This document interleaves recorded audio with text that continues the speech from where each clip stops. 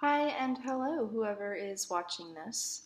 Um, I'm Katie. I have a host of shit wrong with me, lupus and bipolar to be the two main ones, and I make videos about it. And in this video, I'd like to talk about what being in a mental hospital or psychiatric ward of a hospital is like. I've had two experiences with this. Um, Unfortunately, I will say, not my proudest moments in my life. But I'll just go ahead and jump right into it and start with the first incident where I was hospitalized. I was 17 years old. High school was a really difficult time for me, anxiety wise. I was bipolar and having very bad mood swings, but wasn't aware that I was bipolar yet, wasn't on the right medication.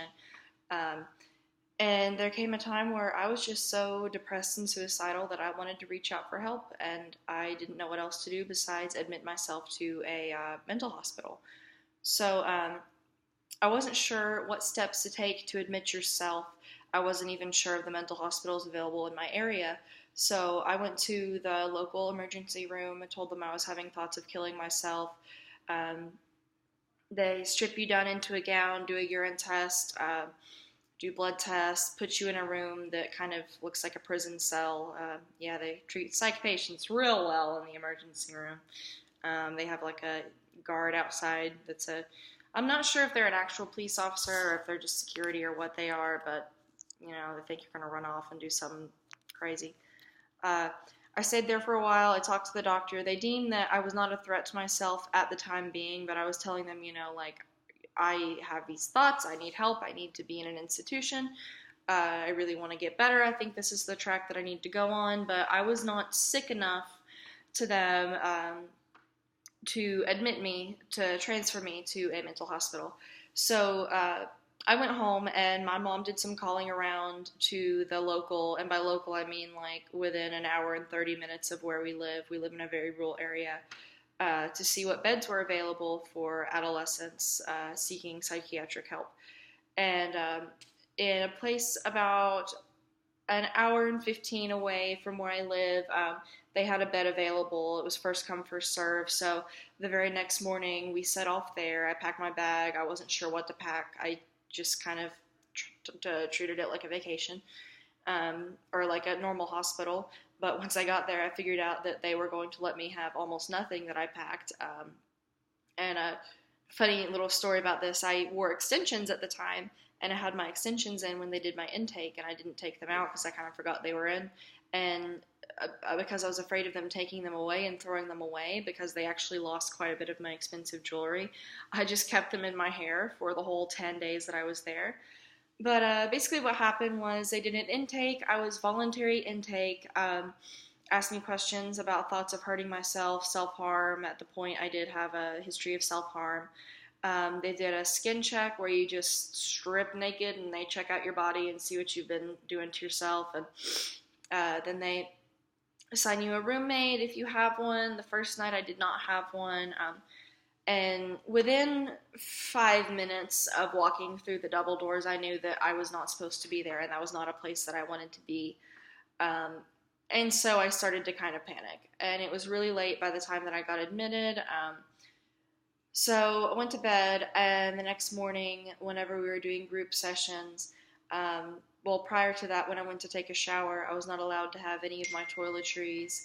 Um, they just kind of gave me their own, which were very terrible, and I'm pretty sure that I smelled like I had not taken a shower in months the entire time I was there because you can't have alcohol in anything. They think you're going to try to overdose on it. They took the underwire out of my bra, like my really nice, expensive Victoria's Secret bra. Um, you can't have any like stuffed animals. You can't have any books that they deem inappropriate, which is why I'm really surprised they let me keep Prozac Nation. I brought that book with me.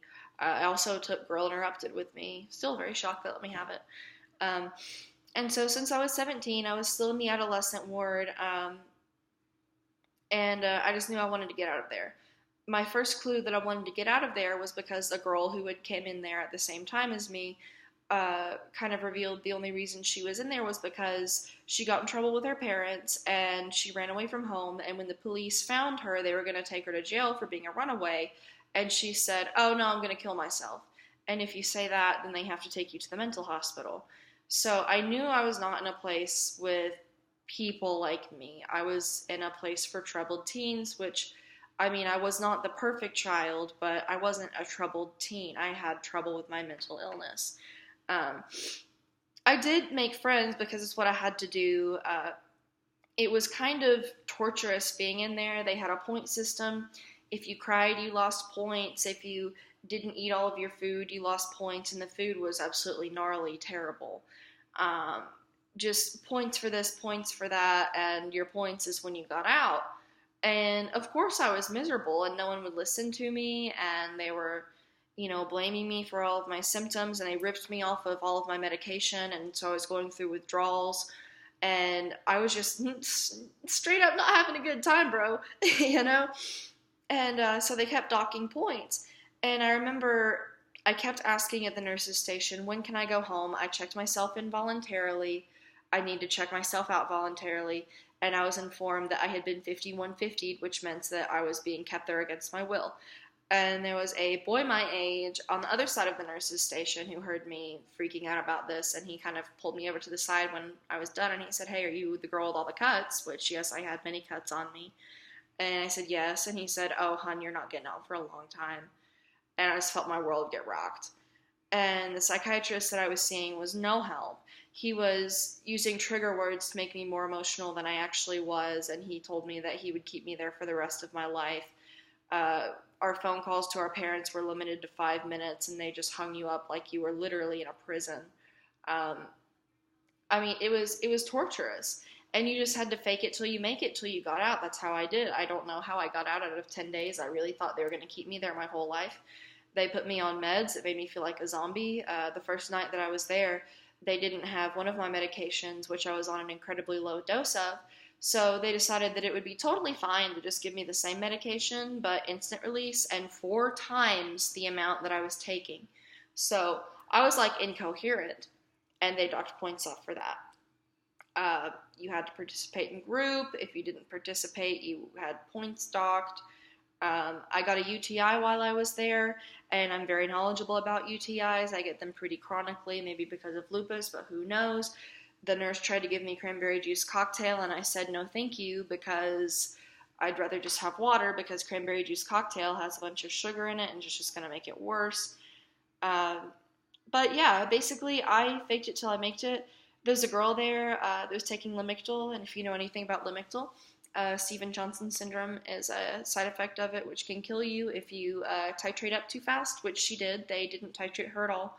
They didn't believe her about her symptoms she was having, and she ended up leaving in an ambulance. They kept telling kids that they didn't want to get better whenever they would act up. And like, of course they're going to act up. They're in an adolescent psych ward. It was just fake it till you make it. Absolutely. And after that, I vowed never again, voluntary. It's not going to help me. I'm just going to stick with my psychiatrist. I can't do that again. And it felt like a breath of fresh air. Like, I feel like I had to reintegrate into society once I left. And maybe that was just a bad hospital. Maybe it was a bad doctor. But it was not something I would like to ever do again. But fast forward 2 years, when I was 19 and I was in my first full semester of college. And if you watch my video about me dropping out of college, this was the second time I attempted to go. In September, I had been having some, I wouldn't call it mania problems, but I would call it anxiety problems. And it was really getting to the point where I felt like I was losing control. And so I said in the video I made about my college experience, the guidance program was fantastic with me. They volunteered to go to the hospital with me because I didn't know what to do at that point. My psychiatrist, who lived in a different state, who was willing to work with me over the phone, just didn't know what to do, and I didn't know what to do, and my goal was just to finish out the fucking semester. So the counselor and I decided the best decision was to go to the hospital, so we went to the university hospital, and they have a psych unit, so we went there. And in the emergency room, I was really being treated again like a criminal. I was stripped of all my clothes. I was put in a jail cell. The psychiatrist on call that came in to talk to me just kept on putting words into my mouth and saying nothing was wrong with me and he couldn't help me. And I was very agitated and he was agitating me more. And so I threw a fit, and that ended up getting me tranked and 5150s for the second time, this time as an adult.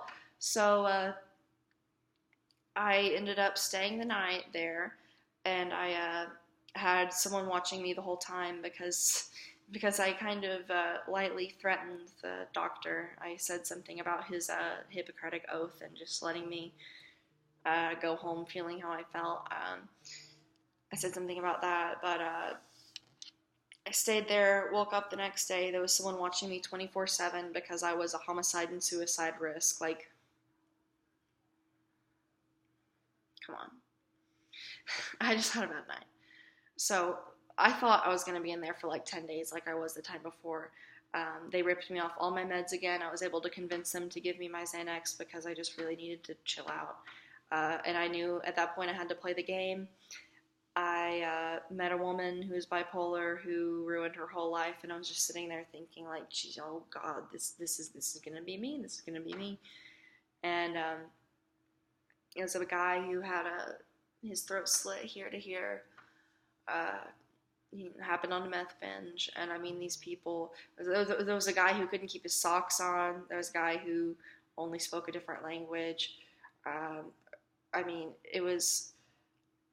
I honestly felt more comfortable than I did when I was in the adolescent ward, but it was just strange to be like, oh, I'm one of these people, you know. So that morning, a different doctor than the one I saw the night before came to me, and I was more calm, and he said, I think you just had a bad night. We're going to give you some of this antipsychotic to try to keep you calm, but we're going to send you home. It's not going to do you any good here. And I could have kissed his feet when he said that. You know, I was able to play the game, but I didn't have to do it long. My parents were able to come get me soon.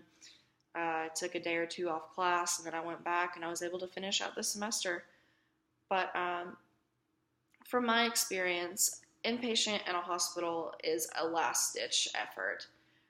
My adolescent stay, I did not get that much help. It kind of hurt me more than it helped me. My other stay was just kind of like a make sure I'm okay for the night, which I'd be willing to do again, but I just have a fear of hospitals now. It just didn't work out so well for me, but I will have to say it's few and far between whenever someone comes out of a hospital stay and they're like, yes, this really, really helped me. So I wanted to be upfront and honest about my stays and, you know, the circumstances that got me put there. I'm not completely out of my mind. It's just a victim of circumstance and mental illness. And there needs to be some reform, I think. But I just wanted to give a little brief intro into what it's like, because I know a lot of you that are struggling think that a hospital stay may help you, and it very well might. But I just wanted to share my experience, and I hope it was mildly entertaining and it helped someone along the way. So thank you.